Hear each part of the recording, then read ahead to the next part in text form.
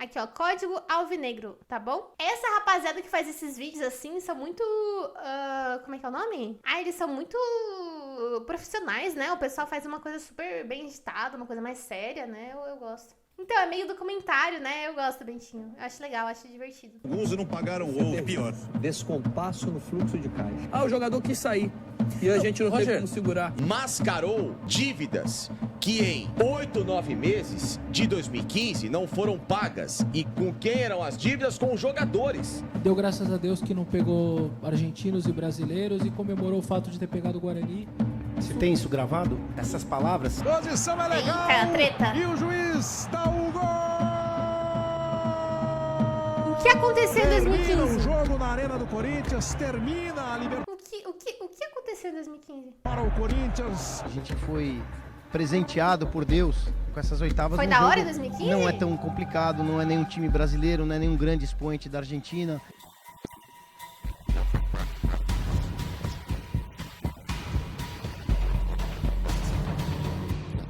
O Guerreiro pode estar de malas prontas para o Flamengo. O Flamengo teria depositado hoje à tarde Eita, mais de fofoca. 12 milhões de reais na conta do atacante Guerreiro. Eu posso estar sendo injusto com o Botafogo, com o Corinthians. Em 2015, um time desacreditado terminou o ano como vencedor absoluto. Obrigada pelo E com uma pila, marca que Neitão. ninguém mais conseguiu repetir na era dos Oi. pontos corridos. Salve, Neitão, seja muito bem-vindo. Seja muito bem-vindo. Os pés esquerdo tem desvio. Bateu. Volta pra ele. Pô, essa daí é bonita, né? Essa blusa aí, acho bonita. A branca também. Direito, cruzamento. Desvio. César. Olha a sobra. Saiu o cruzamento. A discussão sobre o melhor campeão quase sempre termina nos mesmos argumentos. Quem fez mais pontos? Quem jogou mais bonito? Quem quebrou mais recordes? Mas existe uma equipe que dominou o Brasileirão de um jeito diferente. Não foi só sobre ataque ou só sobre defesa ou Vai, regularidade. Pietro, vai. Foi sobre tudo isso ao mesmo tempo. O Garro não está No morto. meio de uma crise com salário atrasado, eliminações traumáticas e a saída de ídolos, o Corinthians construiu uma campanha que liderou simultaneamente os principais indicadores do campeonato. Melhor ataque, melhor defesa, melhor mandante, Cê é louco. melhor visitante, melhor primeiro e segundo turno. Legal. Nenhum outro campeão conseguiu reunir todos esses critérios na mesma temporada. Legal. Esse time nem começou o ano como um favorito absoluto. Pelo contrário, foi eliminado cedo, perdeu as suas referências, foi subestimado e enquanto outros elencos estavam investindo milhões, ali a reconstrução aconteceu dentro do próprio grupo. Um elenco pressionado e desmontado acabou se tornando o mais equilibrado da era moderna. Mesmo existindo campeões com mais pontos nos anos seguintes, 2015 ainda sustenta o argumento do melhor time da era dos pontos corridos. Mas esse time não começou absoluto desse jeito. Na verdade, ele começou numa crise. E é justamente dessa crise que nasceu a história do campeão É sempre perfeito. assim, né?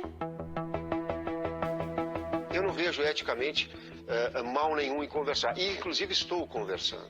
No finalzinho de 2014, o Tite voltou para o Corinthians e trouxe com ele uma filosofia que ia transformar o time. Mas essa mudança não foi imediata. O Timão começou 2015 como um dos Meu, o Tite, o pessoal tem um negócio com o Tite, né? O pessoal tem um negócio com o Tite. Tem um negócio, né, mano? times mais promissores do continente. No Campeonato Paulista, empilhou vitória e na Libertadores passou com autoridade pela fase de grupos.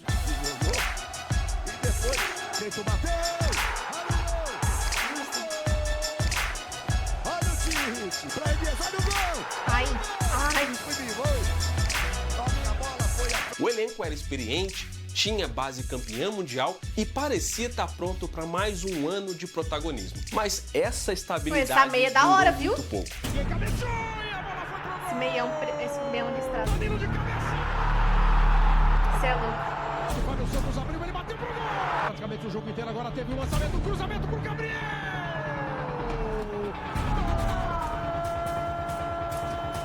Do Campeonato Paulista! Uma derrota nos pênaltis para o Palmeiras na semifinal do Paulista, dentro da arena, depois de uma campanha invicta. Esse aqui foi um tropeço doloroso, mas ainda dava para lidar com a situação. O problema maior veio algumas semanas depois. Nas oitavas de final da Libertadores, o adversário era o Guarani do Paraguai.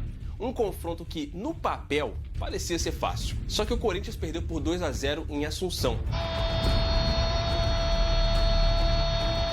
Ah, mano. Eu errei, falhei, acabei prejudicando minha equipe.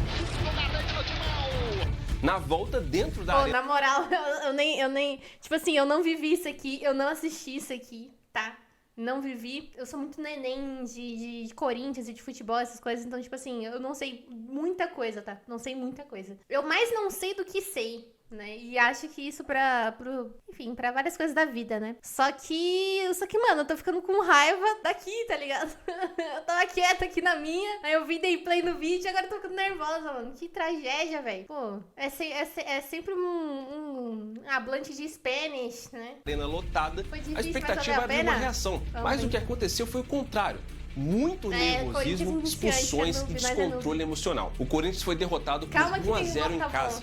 Outra eliminação precoce. Era o elenco que estava cheio de cartão vermelho e com sinais claros de instabilidade psicológica. O Corinthians errou na questão da postura, na questão técnica, fez uma partida muito abaixo do que vinha fazendo. O projeto dessa temporada estava começando a desmanchar ainda no primeiro semestre. E a crise não era só esportiva. Fora de campo, o salário atrasado pressionava o ambiente interno. A diretoria enfrentou muita dificuldade financeira. E foi nesse contexto que vieram as piores saídas. O Guerreiro, herói do Mundial de 2012, saiu do time. E quando chegou bem perto do vencimento, ele falou que tinha uma proposta do Flamengo. Eu falei, pode ir embora pro Rio. Mas enquanto a imprensa toda discutia a renovação de contrato com o Guerreiro, vocês tinham contratado o Guerreiro 6 meses antes. Houve uma certa antecedência. Gente, pessoal, vocês ficaram muito nervosos com isso aqui? Vocês ficaram muito putos, mano? Eu fiquei meio brava, tá? Fiquei meio brava. E as negociações. Eu recebi proposta, né? Não falei que sairia. Eu não saio do Corinthians por nada. O Emerson Sheik, protagonista da Libertadores, também. A dupla, que era referência ofensiva, se despediu quase que ao mesmo tempo. Para muitos analistas, ali terminou qualquer ambição de título brasileiro. Sem um centroavante de peso, sem seus ídolos, com muitos problemas internos e eliminado da principal competição continental. Os comentaristas da mídia diziam que o Corinthians ia brigar no máximo por uma vaga no G4. Só que dentro do clube, a resposta foi diferente. O Tite optou por blindar esse grupo. Não teve nenhuma promessa de reposição galáctica, não teve uma reformulação dramática, só reorganização. Ele passou a valorizar quem ficou. Apostou na recuperação do Wagner Love, que veio pressionado e contestado.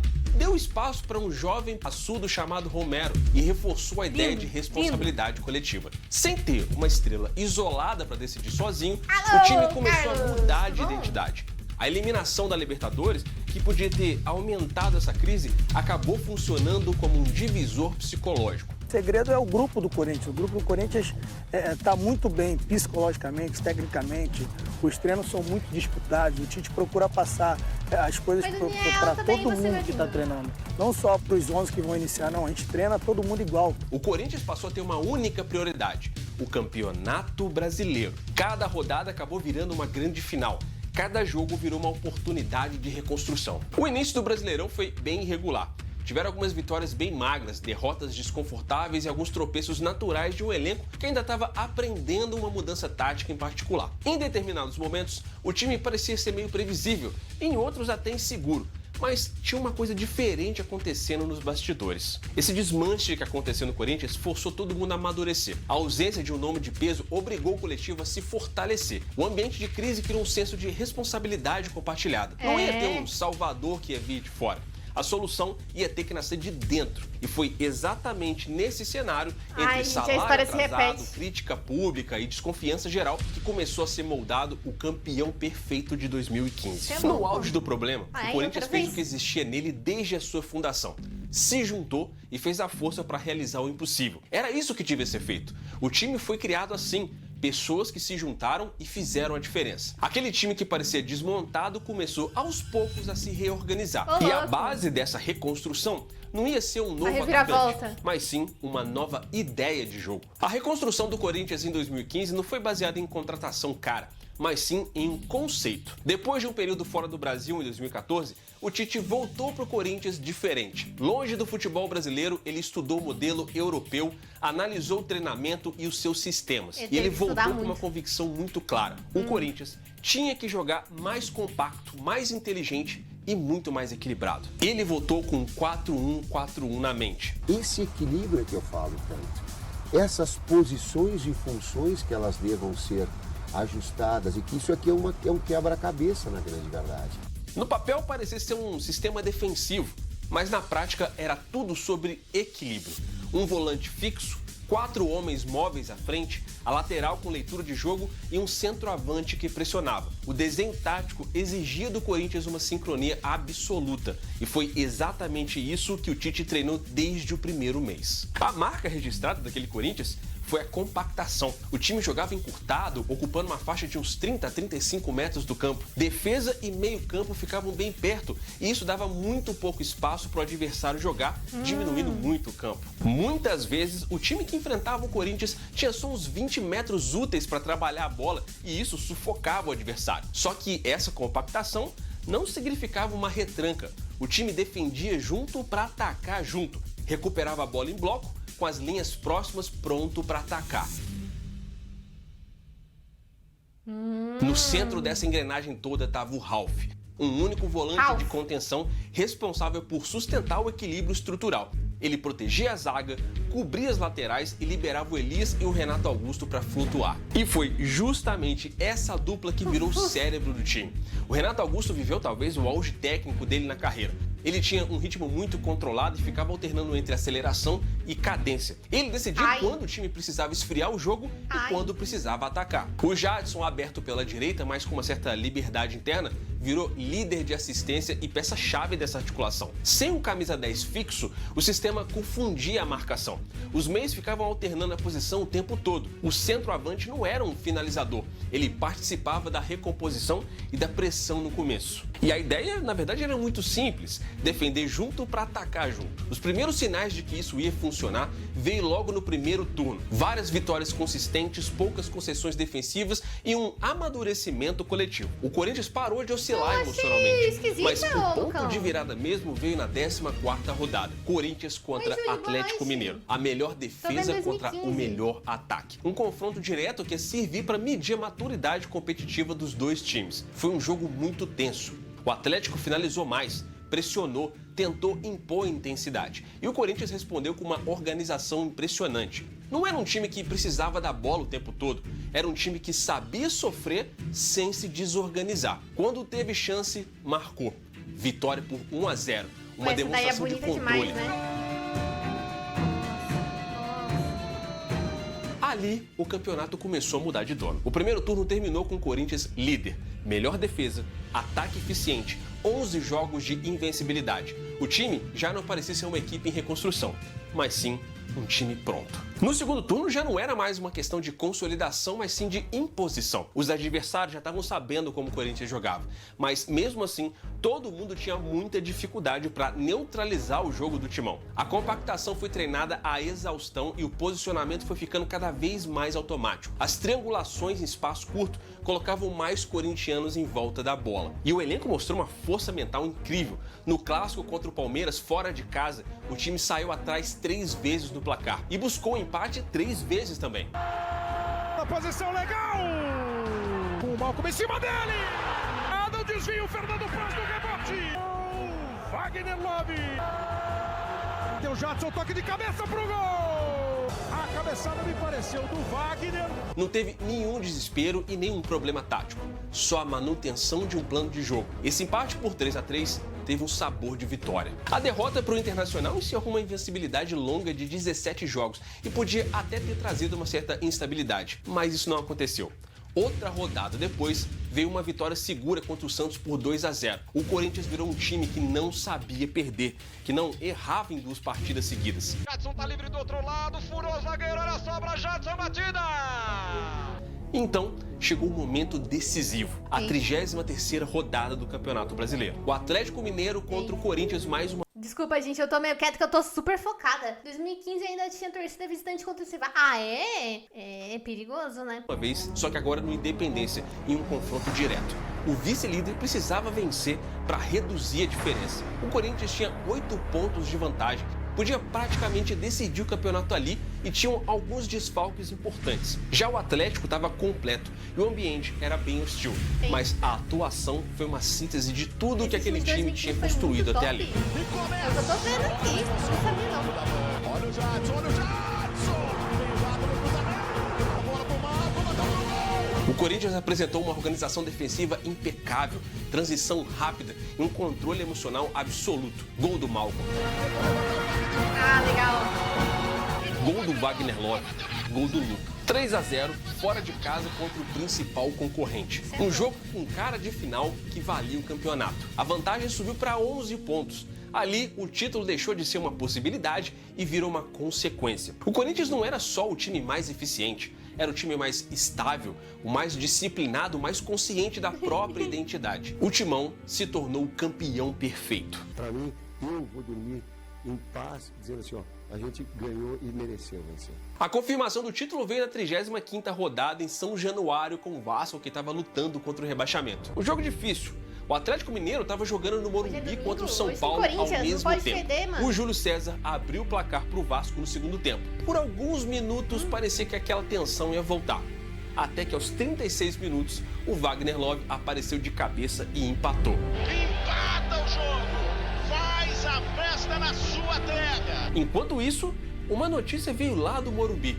O Atlético Mineiro estava perdendo por 4-2. Acabou no Morumbi! Que fita! O Corinthians é campeão! Antes mesmo do apito final no Rio, o banco de reserva já estava comemorando. O empate aqui já era o suficiente. O Corinthians era hexacampeão brasileiro. Acabou no Morumbi! O Corinthians é campeão! O Corinthians é campeão brasileiro! Pode colorir de branco e preto, torcedor! O mesmo Corinthians que no começo de 2015 estava desmontado enquanto o ano mal tinha começado, era hexacampeão. Um time pressionado por dentro e por fora, testado na estrutura e no emocional. Mas foi justamente ali, no meio daquela turbulência, que a força desse grupo apareceu. O Tite conseguiu transformar aquela crise num discurso de merecimento e reforçou uma ideia simples e poderosa de que ninguém era maior que o coletivo. O que podia ter virado uma divisão de grupo acabou se tornando uma união. O Corinthians trocou os nomes badalados pela convicção, por um sistema preciso e pela disciplina. E quando a engrenagem encaixou, com cada jogador entendendo qual era o seu papel dentro desse projeto maior, o time deixou de ser só competitivo e passou a ser inevitável. Ai, gente, o eu vou Hexa falar de um negócio pra 2015 vocês, ó. nasceu de uma adversidade Tipo que foi assim, superada. Ai, eu gosto muito dessas histórias, entendeu? Eu gosto muito dessas histórias, eu gosto muito dessas coisas. Me dá motivação, tá ligado? Pra eu... conquistar minhas coisas também, entendeu? Tipo assim, numa escala menor, eu acho legal, funciona muito de inspiração, assim, pra mim. Eu acho muito zica. Em grupo. Foi a prova de que, quando a vontade é mais forte que o problema, o título é uma consequência. Mas essa história não acabou. A situação que nós estávamos, fomos eliminados para a equipe do Guarani, depois nós perdemos um clássico contra o Palmeiras. Nem o torcedor, nem o presidente, nem acho que nem o Tite acreditava no título, eu acho. Mas, gente, como é que a história se repete, né, mano? Isso é muito Corinthians, meu Deus do céu. Transformou esse Corinthians de 2015 em caso especial, não foi só o título, são os números. Foram 81 pontos em 38 rodadas, o melhor ataque do campeonato, a melhor defesa, o melhor mandante, o melhor visitante, o melhor primeiro turno e o melhor segundo turno também. Desde a implementação dos pontos corridos, nenhum outro campeão liderou simultaneamente todos esses indicadores principais. Claro que depois teve o Flamengo de 2019 do Jorge Jesus, que quebrou o recorde de pontos terminando com 90, e também o de vitórias com 28, entrando na disputa do melhor de todos. Só que tem um detalhe. Aquele Flamengo não teve a melhor defesa do campeonato. Esse posto ficou com São Paulo. Bom, essa agora é a opinião que o pessoal vai achar que é clubista? E esse é o ponto. Outros times até chegaram a fazer campanhas enormes depois do Corinthians. O próprio Atlético Mineiro em 2021, o Palmeiras em 2022, o Botafogo em 2024 e até o próprio Flamengo campeão de 2025. Mas nenhum time conseguiu liderar todos os indicadores ao mesmo tempo como o Corinthians fez. Se for sobre equilíbrio e perfeição coletiva, o time de 2015 ainda é o maior. E isso não aconteceu por acaso. Isso aqui foi o resultado de um sistema assimilado coletivamente, de um elenco que trocou protagonismo individual por função tática, de uma equipe que não oscilava emocionalmente, que não precisava vencer de um jeito espetacular, precisava vencer dentro de um ótimo padrão. Não sei se eu deveria ter assistido esse vídeo antes do jogo, não. Não sei se eu deveria ter assistido esse vídeo agora, não, porque agora eu tô cheia de esperança. Mas assim, tá tudo bem, né, gente? Tudo bem, né, mano? Tudo certo. Eu tô muito hypada, mano. Eu criei um hype muito grande agora pro jogo, velho. Jogo.